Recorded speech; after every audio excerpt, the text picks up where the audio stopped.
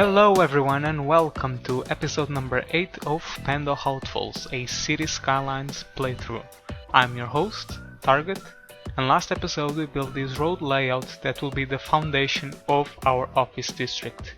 And today I think it's finally time for us to build the first skyscrapers and high density buildings of our city. For that we are going to use the Ploppable RICO mod that I am going to link in the description, even though I am fairly sure that most of you are already familiar with that mod.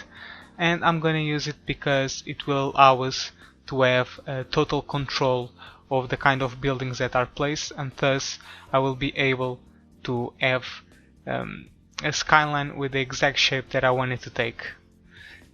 So without further ado, let's get on to business. I think we are completely prepared to start the construction of the buildings. As we can see, I've done quite a bit of preparation over here. With the I've placed these police stations and fire stations and other services just to get a city going on its first stages of life. I've also piped down the entire thing. Let me just show you here. Here we go, and I've also provided it some power. So, without further ado, let's get on to building, and I will see you at the end of the time lapse.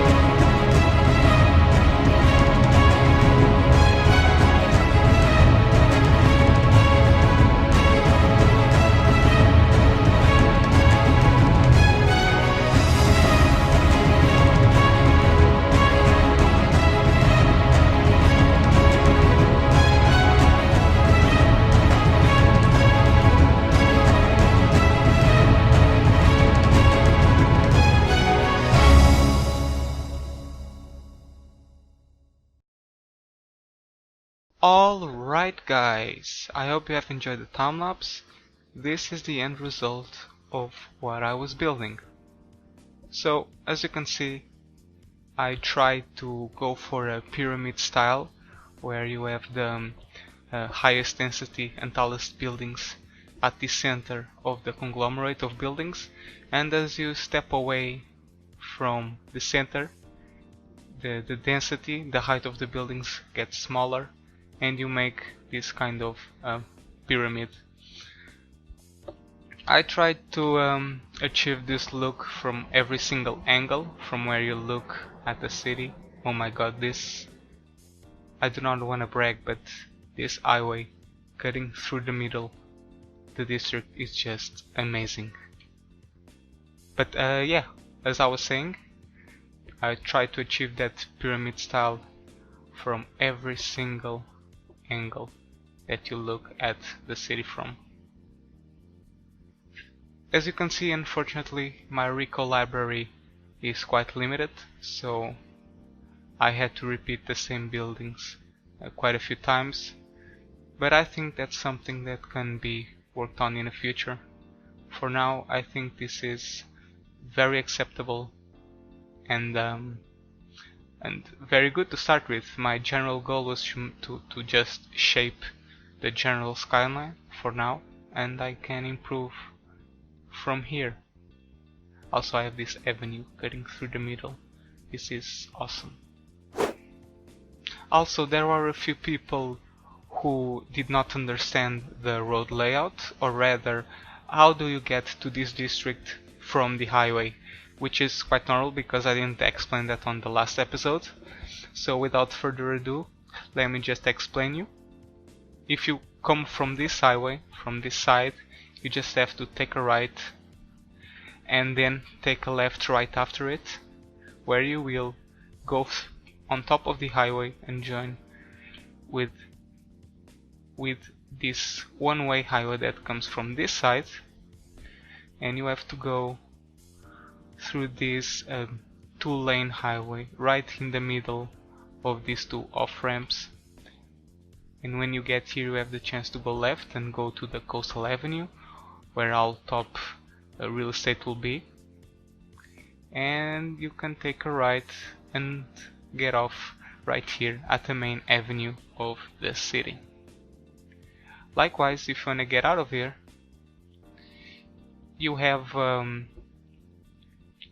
roundabout over here that you can access from this one-way two-lane road, or this one, or even this one that goes beneath the highway, and also from here.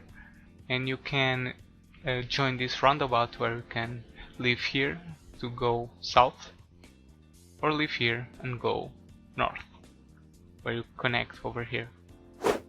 There is something else I want to talk to you guys. My last video got quite a buzz on Reddit. It was the first video that I ever posted on YouTube that was quite successful, and I got a lot of criticism, both positive and negative, which was really amazing. I had a ton of fun engaging with you guys. It was really good for me and really motivating for me to make more videos. So if you have any more suggestions or criticism, positive or negative, please don't hold back, because that's what motivates me to keep making more videos.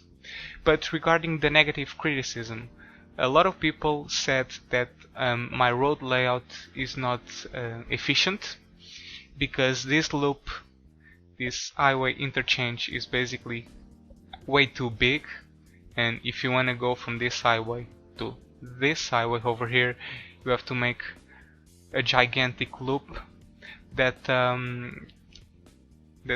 increases commute time quite a bit.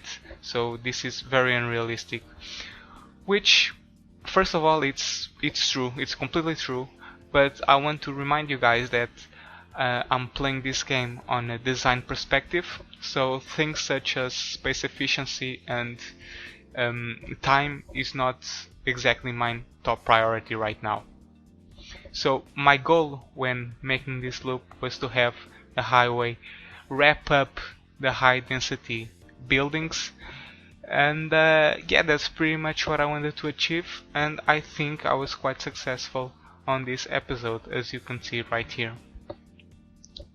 Regardless of that, I really enjoy the criticism, so if you have some tips, please continue to tell me them.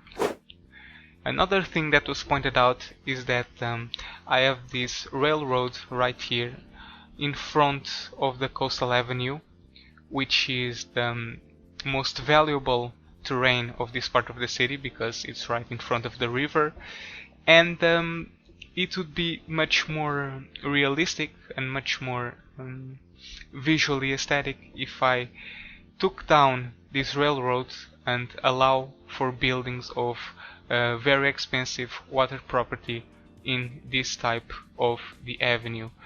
And you know what? I really like that idea. I think I'm gonna make this railroad underground with some underground train stations, replace this one with an underground train station and this one as well, and I am going to allow for high expensive real estate to be built on this type of the avenue. And this is something that we're going to do on this episode later on. But before we do that, there's actually something else that I want to do, which is make this district. As you can see, I've already made the district, but I haven't named it yet. I named it Office District for now, and that's because I want you guys to name this district for me. Now, I don't know how many people will actually see this video, or how many people will actually engage with this video or comment, but if you're watching this and if you have a suggestion for a name for this office district, please tell me in the comment section down below and I will consider it. Initially I thought about decorating this entire district on this very same episode. As you can see, there are a lot of green spaces in between the buildings that I want to convert into parking lots, plazas and cafe shops, but I think I'll do that in one go on the next episode, and today I will just focus on the underground railroad that I told you about. And yes, I think we'll do that for now.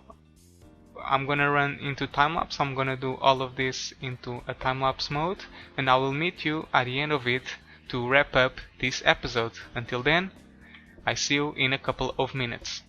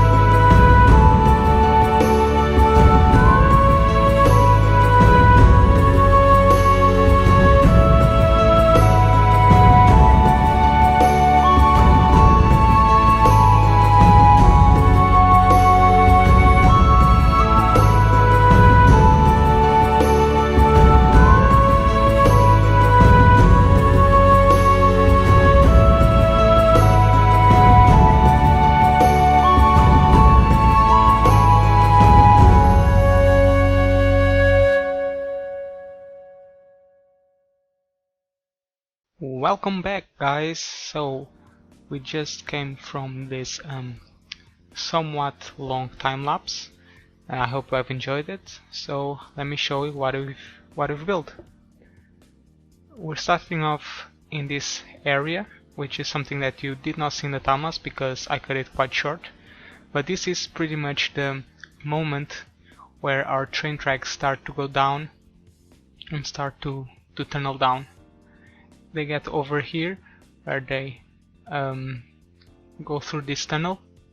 I've put these sea walls to simulate a barrier, which turned out quite nice. And this is pretty much underground train tracks that go over here up until this place, and they tunnel down, and from here it's pretty much underground until the end of the city. As you see, we have quite a bit of glitches that are caused when the train starts to tunnel down. I usually put buildings to cover them up, which is something that I've done up ahead. And oh yeah, let me show you guys the infrastructure. So if you come here, alright, this is where it starts to tunnel down. As you can see, this line, the line that is the most the line that is the closest to the avenue is our passenger line, and the line that is to the right is going to be our cargo line. I've put this underground train station that I took from the Steam workshop.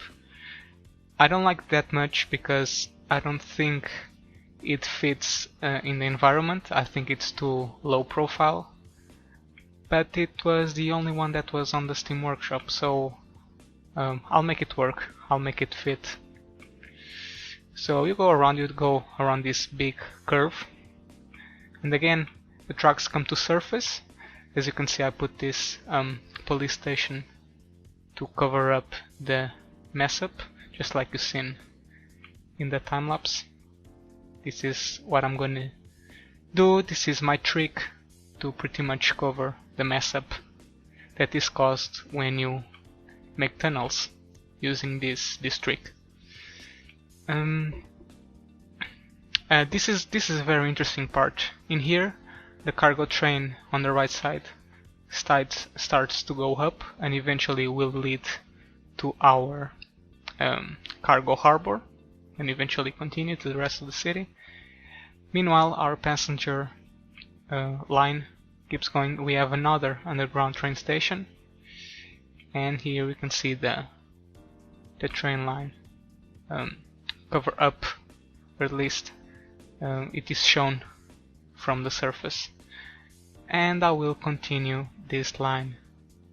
Let me show you. Yep, I will continue this passenger train line and connect it with this line in the future. As you see, I've used these parking lots to again cover up the errors that you get, and these things over here, if I'm not mistaken, if I use the surface tool,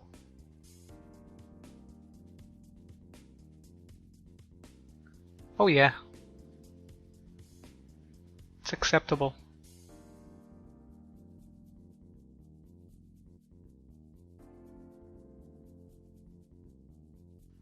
Okay, I'll take care of that in the future. But yeah, that's pretty much what we've done in this episode, guys. On the next episode, we are going to decorate this entire office district. I want to put some parking lots and some plazas, cafe shops, and yeah, we'll take care of that on the next episode. Meanwhile, don't forget to leave a like, a comment, or even subscribe if you want to follow the development on the city. And until then, I will see you on the next episode. Bye bye.